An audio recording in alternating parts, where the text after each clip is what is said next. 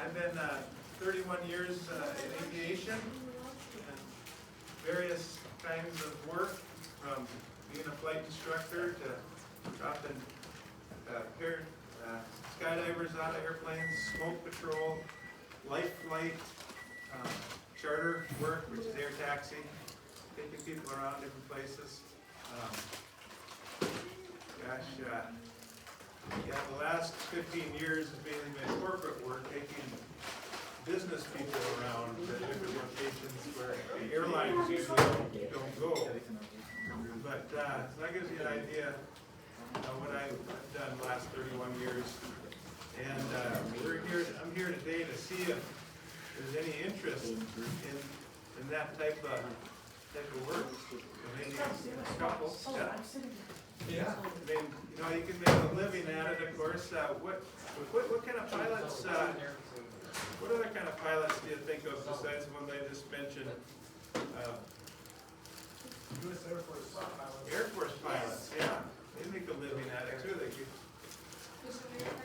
mission pilots, that's right. Missionary pilots. And what's another very common one? Anybody?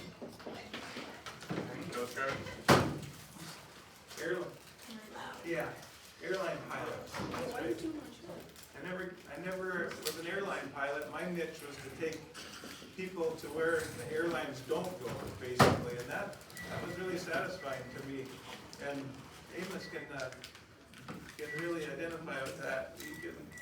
He's been to these places doing his work where the airlines don't go very well, and it takes and then he is back home by supper time. So when I did that, flying along, get off in the morning, take people around maybe 2 or 3 different locations in one day, and then back to their families, that's very rewarding to me. Especially when you take off and you're busting through the clouds and you see the sun and you're coming out. And I always tell the guy next to me, if he's sitting next to me, because in a little plane, you can sit your passenger in the right seat, unlike an airline. I'll bust through the clouds and the sun's up here, and I'll go, you don't have to pay me for that part. And I said, that's too much fun. So anyway, and then we had some missionary pilots stay at our place one time, and man, those guys are something else. They landed on strips of the side of mountains about the size of this table, just right in there, and then they might take missionaries in, of course, or an injured native out and get them fixed up, or load of Bibles here or there. Man, that worked. JARS, math, those are 2 organizations that do missionary work.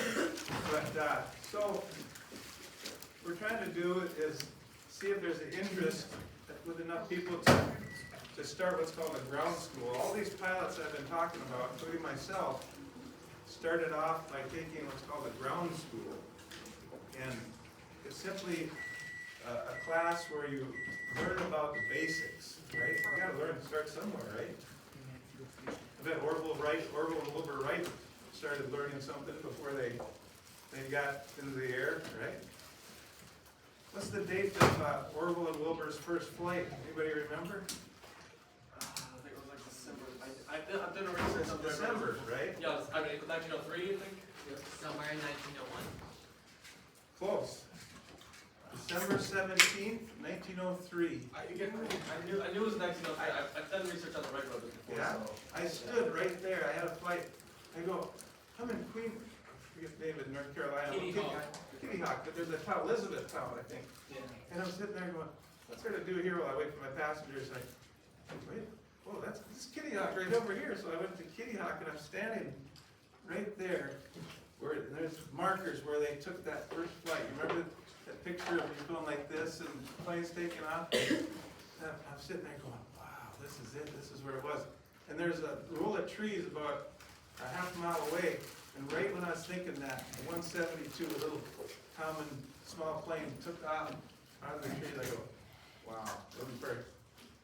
I've been there. Well, you have 2. Okay, it's like that. They did 3 flights that day, right? The first one was 11 seconds long, 12 seconds long and 120 feet. That's something. But anyway, getting a little bit off track here, but And then you fast forward all the way to 1969, July 21st. What's that date? July 21st, 1969. That's when Neil Armstrong went on the moon. Can you imagine? But guess what? Neil Armstrong at one point took a basic ground school class. And that's what we're trying to see if we got interest in. See if we can get you guys going on at least to find out if this is for you. What you start with is a private pilot certificate. And to get that, you start taking your ground school, and then you start going out to the airport and taking flying lessons, right? And to get that certificate, you need to take a written exam, which is mainly what this course would be entailing, the study portion of it, entailing the knowledge to take the knowledge test. So you have to take that, and then you can take that at a testing center, and then what you do is you go after all your flight training's done, and you go to an examiner, and he asks you questions, oral questions, asks you questions, and then you go up and fly around with them and show them that you can fly, and he goes, here you go, you're a private pilot. And you can have that for the rest of your life. You might, but if that's where you want to stop, that's where you stop. But if you want to keep going, then you get your commercial pilot's license. And then your instrument rating and commercial. Now that's more than a ball game. But anyway, so I was thinking that this would be a 10-week course, a couple days a week, and hour and a half each time.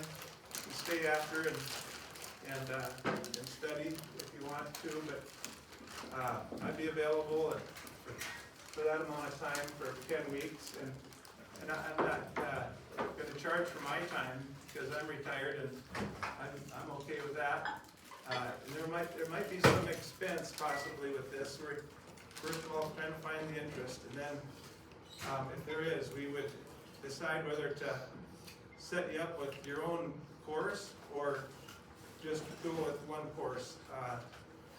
So that's getting into the weeds a little bit. But if there was, it would be cheaper than taking hockey. So it might be. Now here's an idea.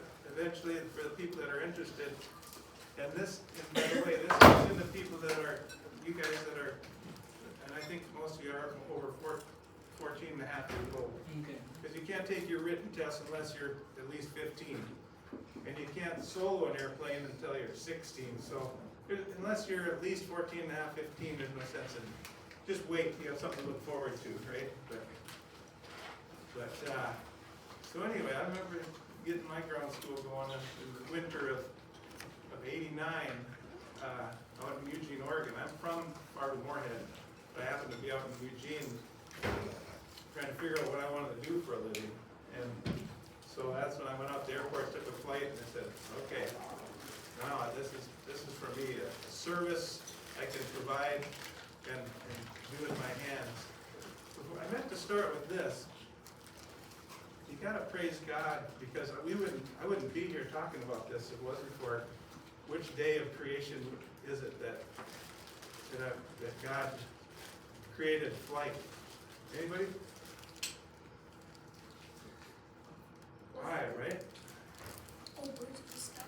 Yep. Fish first by the morning, then he created birds in the afternoon? I don't know. Man, isn't that something? Think of that. Just think of an airplane and how nice they are and everything, but then you look at a seagull or an eagle and you go, God, praise you, Lord. You created that. So, anyway, yeah, then Orville and Wilbur and many others were thinking, man, maybe we could do that, So anyway, we'll raise a hands who is interested in an after-school aviation class. 4 or 5. 6. And I'm in that class too, by the way. So I hope to get my pilot's license. And you know what, you are number one student. But I hope I do better on the test than them. But if you don't mind answers after. So You know? I don't want my students to get an A. No, I'm kidding. I'm sure you guys will do great. So there's a few people not here today who also I think might be interested. Okay. Well, the test is a 60-question test. That's multiple choice. It's after you get done with the 10 weeks, you're going to be really well qualified to take it if you want to take it and move on. Now, the other thing I was going to mention is that I talked to Ryan Anderson and the airport manager out at Florence Klingensmith Field. That's Morehead Airport. Okay. And she was a racer back in the 30s. She used to race airplanes around pylons going 200 miles an hour. She grew up just north of Morehead. Can you believe that? Her name is Florence Klingensmith. But anyway, the field just got renamed for her. But anyway, I was out there and they said they would do an intro flight for $95. Usually it's about $200. But what that is, an intro flight, is you get out there and you talk to Ryan, the instructor, and you go up with him and fly, and teach you about the airplane a little bit, and then go up and fly for a half hour. And guess what? You're in the left seat, and once you're up there in the air, he's going to say, go ahead and grab the controls and look outside, and then he's going to tell you how to fly. Real easy. He's just going to, okay, now let's just hold it right there. And you're going, okay, I got this. Small corrections, right? And then, okay, let's take a turn. Just turn it to the right. Turn it to the right. The airplane starts moving to the right. Whoop, gotta move it down a little bit. He's like, so that's an intro flight. And you go, he lands the airplane when you come back. He takes it off and lands. But you get to fly for $95. You can take probably your mom or dad or a brother or sister along too. It's a 4-place airplane. Possibly, yeah. Anyway. Someone had a hand up back there. I was going to ask you about your career piece as we kind of get the plane landing. What led, well, you shared a little bit. Did you guys hear some of that story of how he went into aviation? What were you doing prior to that? How old were you when you got into aviation? Well, I graduated from Morehead State over here at MSUM now in business management, and I was in track too as a runner, and so I knew I wanted to see how good I could get in running, and it was actually an Olympic year, so I wanted in '88 wanted to see if I could qualify for the Olympic trials. So I went out to where running is big. I had a coach out there, and well, I had some good races, got down near my best again, but did not qualify. But I hurt my hamstring, and I said, well, I got to do something else. I got to get back into business, because I worked at Shields as a department manager at Shields, and a couple of years before I went out to Oregon. But now I'm in Oregon, and running's gone down the tubes, and I'm going, Lord, what should I do? And I thought about being a lineman. I thought about being, and I was working in a ski shop at the time, and that's when I said, this isn't for me. I want to do something else other than being in the sporting goods business. So I went out to the airport. I thought, yeah, pilot, that'd be kind of cool. And thinking about the airlines, I guess, a little bit. And so I took a flight up to Portland and back. And that's when I got hooked. I said, yeah, let's sign up for this, you know. And so I went at first, real slow. I got my ground school and took a flight every week or two and got it. Wow, that's really interesting. So a few career updates here. Number one is try something. If it doesn't work, of course, you can pivot.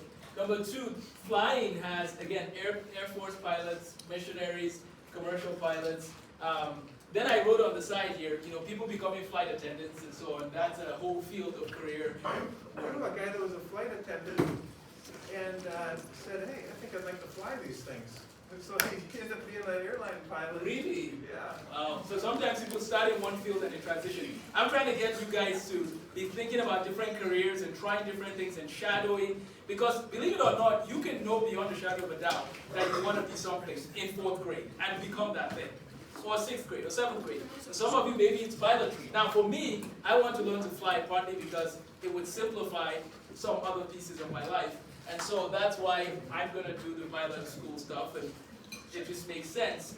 My dream would have been to fly a 747, but that's a long goal. I don't think that's, well, you know what, you never know. know, maybe this will happen. It's a bigger plane. So, but if you guys have any other questions before some of you will go off and anyone else wants to stick around to be here. It says 10 weeks, about an hour, hour and a half each time.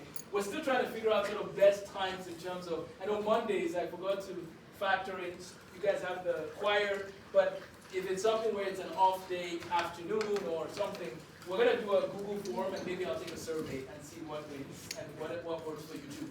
Lunchtime only goes 45 minutes, so that's the challenge. That's too short, right? Yeah, that would. Okay, that's too short. So lunch is kind of, I mean, you kind of gotta, I know eating, this is fine when you're just kind of listening casually, but when you're taking a class, you you need to stay focused. yeah. Okay, and I have notebooks here, ready to go here, for those who want the notebook. So, are there any other general questions for Captain Allen? By the way, I don't know how many times you did, but you flew the governor, is that right? Yeah. Okay, so were you his main pilot or just a bad No, yeah, our department is called we're the pilot office for the DOT, the Department of Transportation in North Dakota out in Bismarck. And so we get a call from the governor's office, oh, you gotta go to Grand Forks, then over to Williston, and back to Fargo. But yeah. Oh, wow, that's pretty cool. The current governor or the past? There's now Senator Coven. Okay, Yeah. okay, that's pretty cool. When did you retire? Well, 3 years ago I 3 did. years ago? Yeah. Yep. But I still got it up here a little bit. In fact, I flew up to San Francisco and New York with a guy last fall, just riding along in the plane I used to fly, and I'm going, oh, I felt like I was just in this thing a couple days ago. But Yeah. And if you have friends who are interested, let me know too, or people, so that we can let them know. Oh, sorry. Yeah, big time too. You can handle as many as you, How many, what's your limit? I would say probably 15, 20. And so other homeschoolers who don't attend LifeSTEM or other students are welcome. It's open to anybody. Your mom and dad. want to take it with Yeah, if your mom and dad want to learn how to fly, they can join too. So do you have like a plane right now? A little you. plane? I don't, but I know who does. You find out. Ryan Anderson out at the Moorhead Airport. And then of course there's Fargo Jet Center. That's a spot too you can take lessons. That'd be at a controlled field. Yeah, my grandpa on my mom's side, he like flew planes, so eventually at one time he bought like a small little plane for their family, and then they held on to it for a while, then he sold it. Yeah, that. What kind of plane was it? I don't know. Yeah, we'll do a little aviation history in this class too, and learn about different airplanes are and how they came to be. Yeah. It's mainly about hands-on, learning the nitty-gritty about becoming a pilot, the knowledge you need to become a pilot. That's what it's mainly all about. So it's kind of serious. Well, thank you. Well, I will stick around, but